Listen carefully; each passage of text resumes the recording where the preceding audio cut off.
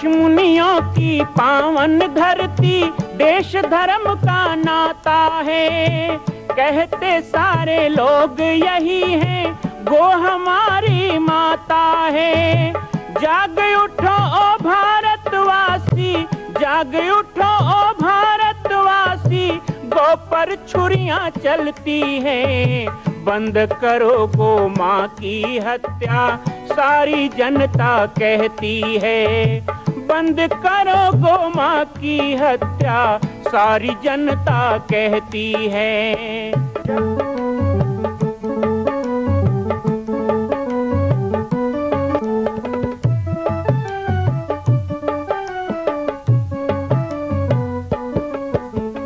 जगह जगह पर बूचड़ खाना, लाखों गौएं कटती हैं।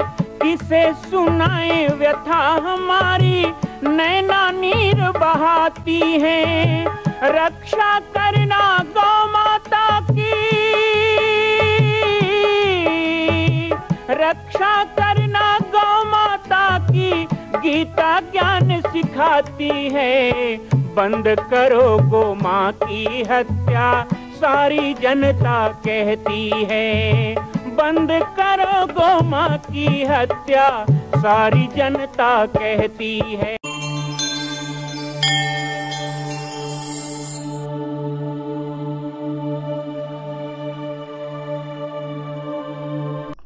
जय श्री राम, जय गौ माता, जय गोपाल। कहते हैं संसार में माँ से बड़ी कोई नहीं। हम लोग अलग अलग समय पर कभी मदर्स डे, मातृ दिवस मनाते हैं, तो कभी हम कमर छठ, हल छठ में माताओं के द्वारा दी गई शुभकामनाओं को प्राप्त करते हैं।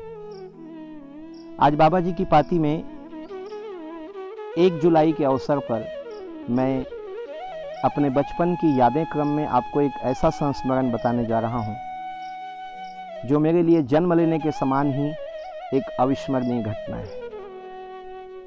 जिस तरह मेरे शरीर का जन्म हुआ, वो एक प्रारंभ की घटना होती है, जन्म की घटना।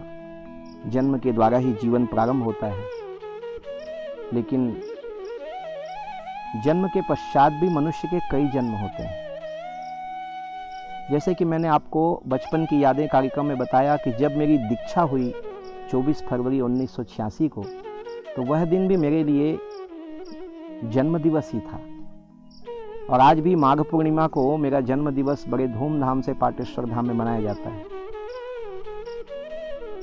8 अगस्त को इस शरीर का जन्म हुआ, तो वह भी एक अविस्मरणीय दिन है। माघ पूर्णिमा को शरीर की दीक्षा अर्थात संत जीवन की शुरुआत हुई, वह अविस्मरणीय है। तो आप सोच रहे होंगे कि 1 जुलाई को ऐसा कौन सा अविस्मरणीय है। 1 जुलाई 2008, 13 साल पहले आज ही के दिन दिल्ली वाली माँ का स्वधाम गमन हुआ। आज उनकी पुण्यतिथि है। मैं माँ को प्रणाम करता हूँ। उन्होंने केवल 5 वर्षों में मुझे वह प्यार दिया, वह स्नेह दिया, वो मार्गदर्शन दिया, मेरे जीवन को एक ऐसी दिशा दी कि वो 5 वर्ष मेरे लिए 50 वर्ष के बराबर हो गया। बहुत से भक्तों के मन में जिज्ञासा है, जो लोग थोड़ा जानते हैं वो चाहते हैं कि मैं दिल्ली वाली माँ से मैं कैसे मिला और कैसे हुआ ये बताऊं। लेकिन उन दोनों को याद करना भी मुझसे संभव नहीं होता। माँ की यादें बहुत मार्मिक हैं, बड़ी हृदय स्पर्शी हैं। मैं मानता हूँ कि ये माया मोह है, और हम लोग संत जीवन में जीने वाले लोग हैं, तो हमें इस माया मोह में नहीं बंधना चाहिए। लेकिन कहते हैं ना कि सच्चा प्रेम भी तो ईश्वर का ही प्रतिनिधित्व करता है। भ्रात भ्रात को हे परमेश्वर स्नेह तुम ही सिखलाते, नर नारी में प्रेम की ज्योति जग में तुम ही जलाते। ये ईश्वर का ही तो विधान है। और मैं बिल्कुल नहीं मानता कि किसी के साथ इतना जुड़ जाना, इतना आकर्षण होना, उसके लिए इतना सोचना, ये केवल एक जन्म या कुछ 5 वर्षों की घटना होगी।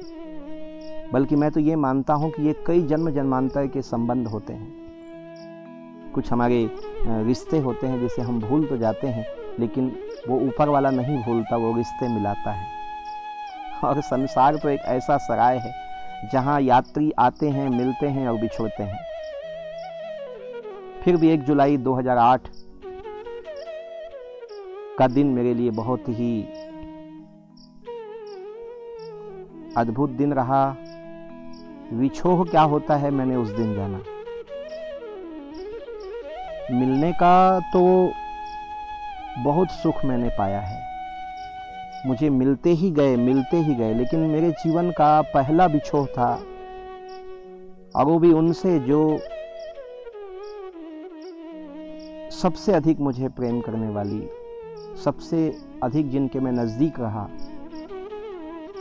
और 5 वर्ष ऐसे बीता हो जैसे 5 दिन हो।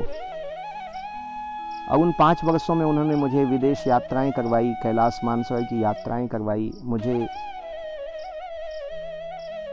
अंग्रेजी का ज्ञान दिलवाया, कंप्यूटर ज्ञान दिलवाया, पूरे पाटेश्वर धाम को किस ढंग से व्यवस्थित हम कर पाएंगे, सोशल मीडिया का उपयोग है, सब कुछ तो माँ ने सिखाया। और वो 2004 से लेकर 2008 के बीच में 5 वर्षों में माँ ने मुझे इतना कुछ दिया कि मैं कह नहीं सकता। और ऐसा नहीं कि उनका दिया ख़त्म हो गया हो, मेरे पास वो सदैव रहेगा। और उन्होंने जो प्रेम दिया मैं उस प्रेम को अब बांटता हूँ। उन्होंने मुझे रेकी की शिक्षा दी, मुझे उन्होंने शक्तिपात भी किया। माँ एक योगिनी भी थी, वो बहुत बड़ी योगी थी, एक आध्यात्मिक महिला थी, योगी थी, अच्छी पढ़ी लिखी थी, लेक्चरार थी। दिल्ली जैसे में लेक्चरार होना और साथ ही साथ बहुत ही संवेदनशील थी। आज 1 जुलाई को बाबा जी की पाती में मैं माँ को याद करता हूँ और उनको हृदय से श्रद्धांजलि अर्पित करता हूँ। माँ, आप हमारे साथ हो, आप कहीं गए नहीं हो। माँ ने पाटेश्वर जी की चालीसा भी लिखी थी, पाटेश्वर जी की आरती भी लिखी थी। अच्छा, एक बात तो मैं आपको बताना ही भूल गया। हम जिस कार्यक्रम के अंतर्गत यहाँ हैं अभी आपके साथ, बाबा जी की पाती, ये बाबा जी की पाती शब्द कहाँ से मिला? ये माँ ने ही दिया। उस समय वो महात्यागी नवकल्प तरु एक पत्रिका का प्रकाशन भी करती थी दिल्ली से, जिसमें हमारे सभी संतों के, वो परम पूज्य दादा गुरु से भी जुड़ी हुई थी और हमारे चाचा श्री महंत गोविंद दास जी महाराज की वो शिष्या थी। मैं आगे आपको बताऊंगा कि किस तरह मैं माँ से मिला। क्रमशः जब आऊँगा मैं 2004 की घटना में, तो ज़रूर आपको मैं वो पूरी बातें बताऊंगा। माँ के साथ कितना समय मैंने कैसे बिताया वो बताऊंगा। लेकिन आज मैं इतना ज़रूर कहना चाहूँगा कि उन्होंने जब महात्यागी पत्रिका की शुरुआत की, त्रैमासिक पत्रिका की, तो उसमें वो एक कॉलम लिखती थी, पहला पन्ना लिखती थी, बाबा जी की पाती। अब ये तो मुझे नहीं पता, मैंने कभी पूछा नहीं कि माँ आपको ये कहाँ से मिला, पर वो लिखती थी बाबा जी की पाती, जिसमें परम पूज्य मचान वाले बाबा जी, महामंडलेश्वर श्री रामकृष्ण दास जी महात्यागी के संदेश होते थे। हर 3 महीने में सबको इंतजार रहता था कि बाबा जी की पाती में अब कौन सा विषय पूज्य दादाजी कहेंगे। वो समसामयिक विषय पर उसमें अपना 1 पेज का आशीर्वाद लिखते थे। लेकिन ये मुझे पता था वो तो ज़्यादा लिखते ही नहीं थे, माँ ही लिखती थी उनके तरफ से। और कई बार तो मुझे ही कह देती थी कि योगी लिख दो। वो मुझे योगी कह के पुकारती थी। माँ के उस स्नेहिल आलिंगन को मैं आज भी अनुभव करता हूँ। माँ के उस शीतल गोदी को मैं याद करता हूँ। माँ, आपके द्वारा जो उंगली पकड़ के चलाना आपने मुझे सिखाया उसे मैं याद करता हूँ। आपने जिस आध्यात्मिक जगत की मुझे यात्रा कराई उसको मैं याद करता हूँ। आपने श्री कैलाश मानसरोवर की यात्रा करा के मुझे कैलाशी बनने का सौभाग्य 2007 में दिया, मैं उसे याद करता हूँ। कैलाश की यात्रा में भेजने के समय उन्होंने मुझे कहा कि हम फ़ोन मोबाइल से तो दूर हो जाएंगे, आप वहाँ रहेंगे कैलाश में, लेकिन रात्रि में 9 बजे मैं आसन लगाकर यहाँ बैठूंगी घर में दिल्ली में, और आप ठीक 9 बजे जहाँ भी रहोगे वहाँ मुझे याद करना। मैं 9 बजता था तो बैठ जाता था आसन में और माँ दिल्ली में बैठ जाती थी, और आप सबको ये जानकर आश्चर्य होगा कि हम बातें करते थे। हृदय से हृदय जब इतना जुड़ जाता है ना, तब ये होता है। जिस तरह माँ की गर्भ में बालक होता है तो अपनी माँ से बातें करता है, लेकिन उसे केवल माँ सुन सकती है, माँ समझ सकती है। बच्चे की हर भाषा माँ समझती है। जब तक बच्चा बोलना नहीं जानता तब तक उसे रोना ही आता है, लेकिन अब भूख के लिए रोया, अब प्यास के लिए रोया, अब नींद के लिए रोया, अब माँ के लिए रोया। उसके रोने के ही शब्द को कई रूप में माँ समझती है और अनुभव कर लेती है और बच्चे का हर सुख दुख समझ जाती है। ऐसे ही माँ मेरी हर बातें समझ जाती थी और हम दोनों 9 बजे रात में मैं उधर कैलाश की पहाड़ियों पर और माँ दिल्ली में बैठ जाती, हम लोग बातें करते। जीवन में ये घटना मेरी किसी के साथ नहीं हुई। हालांकि 1 जुलाई 2008 को वो चली गई अकस्मात। तब मैं इसी पहाड़ पर था, मैंने पीपल का पेड़ यहाँ पे लगाया था जो आज बहुत बड़ा हो चुका है। माँ, आपकी यादों के सहारे और आपके बताए गए रास्ते और आपके बताए गए अध्यात्म के सहारे आज मैं अपने रास्ते को आगे बढ़ा रहा हूँ। मेरे साथ हजारों लाखों यात्री जुड़ चुके हैं। इस शरीर को आपने जन्म नहीं दिया, लेकिन इस नवीन बालक दास को आपने जन्म दिया। 2004 के बाद का बालक दास कुछ अलग रहा और इसको जन्म देने वाले आप ही हैं। और आप केवल अब मेरी माँ नहीं हैं, बल्कि मेरे सभी प्रेमी, मेरे शुभचिंतक, मेरे शिष्य, मेरे भक्त, ऐसे लाखों आपकी संतान हो चुके हैं जो हर क्षेत्र में समाज, देश और धर्म की सेवा में लग चुके हैं। माँ, आप जहाँ भी हैं हमें आशीर्वाद देती रहें, हमारा मार्गदर्शन करती रहें। इन अंधेरे रास्तों में आप तारे की तरह जगमगाते रहें और हमारा मार्ग पथ प्रदर्शन करते रहें। यही मैं माँ के चरणों में प्रार्थना करूँगा। और आप सबको आज की बाबा जी की पाती से तो विश्राम दूंगा, लेकिन एक मेरी मैया हैं, ईश्वरी मैया कुमरदा से, वो बड़ी ही भावुक होकर के मेरे बचपन के दिनों को याद करती हैं और जब भी आती हैं तो जैसे एक बच्चे के लिए एक प्रेम मरता है, ऐसे बहुत सारा सामान लेके आती हैं मेरे लिए। मैं तो कभी बाजार में कुछ खरीदता नहीं, खाने पीने का या कपड़े जो लोग दे देते हैं वो पहन लेता हूँ और ऐसा कोई विशेष मेरा कुछ है नहीं। लेकिन कुमरदा वाली मैया जब आती हैं ना तो वो जैसे बच्चों के लिए सब करती हैं। जंगल में रहता है बालक दास, तो उनको आज भी ऐसा लगता है कि वही 35 साल पुराना बालक दास हूँ, छोटा सा। तो मेरे लिए फल्ली गुड़ लाती हैं, मेरे लिए फल लेके आती हैं, मेरे लिए और कुछ लेके आती हैं, कपड़े लेके आती हैं, पहनने के कपड़े, बिछाने के कपड़े। वो जब आएंगी तो कुछ ना कुछ ऐसे सब लगता है कि माँ अपने बेटी के घर जैसे जाती हो, शादी के बाद तो बहुत सारा सामान लेके जाती हो। तो ईश्वरी मैया आई हुई हैं, मैं चाहूँगा कि उनके विचार हम सुने। कुछ बचपन की यादें वो बांटना चाहती हैं, बचपन के संस्मरण वो बांटना चाहती हैं। तो ईश्वरी मैया के विचार हम सुनेंगे और उसके पश्चात श्री ठाकुर जी का दिव्य श्रृंगार आज का देखेंगे, पाटेश्वर धाम दर्शन, फिर विदा होगा। कल पुनः मिलेंगे आप सभी से बाबा जी की पाती कार्यक्रम बचपन की यादें। तब तक के लिए जय सिया राम, जय गो माता, जय गोपाल। मेरा नाम ईश्वरी है और मैं ग्राम कुमरदा में रहती हूँ। मैं टीचर थी और सन 2015 में रिटायर हुई हूँ। जब मतलब भगवान जी, मैंने बालक दास जी 10 साल के थे तब हमारे घर जाते थे। आसपास में एक बार कार्यक्रम इनका देखे हम तो बहुत प्रभावित हुए। ऐसे लगता था कि जैसे कि भगवान राम जो है बाबा जी के साथ, विश्वामित्र जी के साथ मतलब राम चल रहे हैं, ऐसे लगते थे।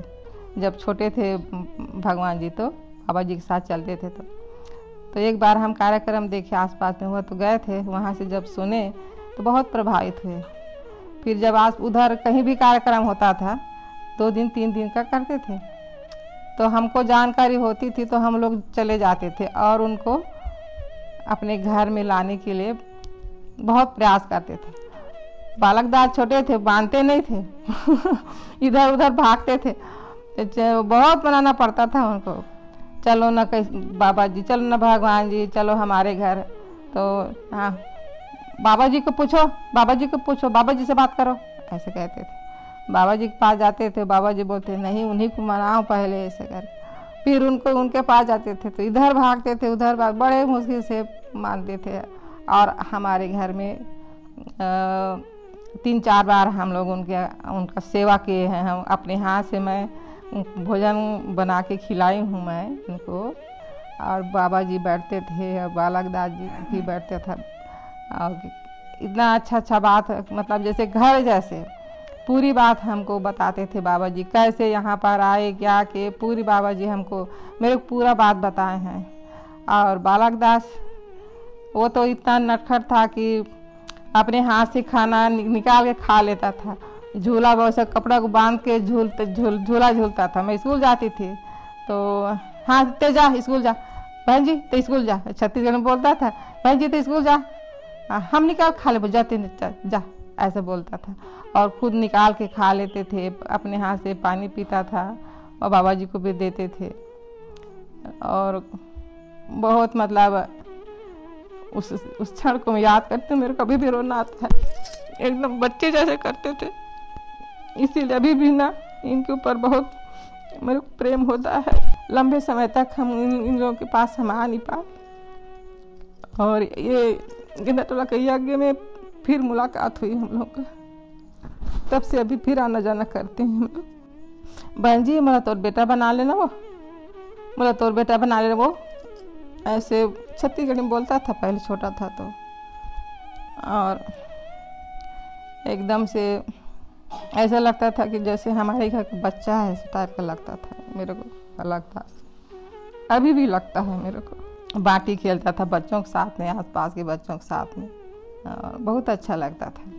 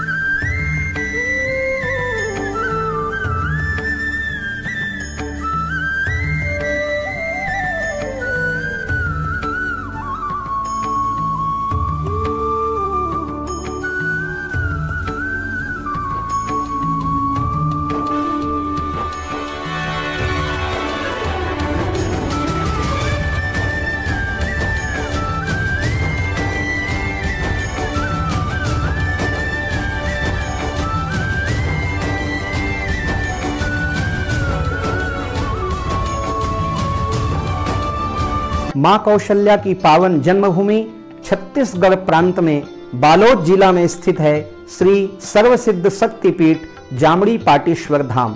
परम पूज्य सद्गुरुदेव राजयोगी बाबा जी की तपस्थली श्री पाटेश्वर धाम और विश्व के अद्वितीय मां कौशल्या जन्मभूमि मंदिर निर्माण का दर्शन करने और इसी प्रकार समसामयिक विषयों पर अपना ज्ञान वर्धन करने के लिए और 10,000 गायों के लिए बनने वाले श्री हनुमान नंदीशाला गो अभ्यारण्य का समाचार प्राप्त करने के लिए आप सभी देखते रहें YouTube चैनल पर राम बालक दास, और हमारे चैनल को आप सभी सब्सक्राइब करें, घंटी का बटन दबाएं ताकि आप सूचनाओं से जुड़े रह सकें। जय श्री राम, जय गौ माता, जय गोपाल।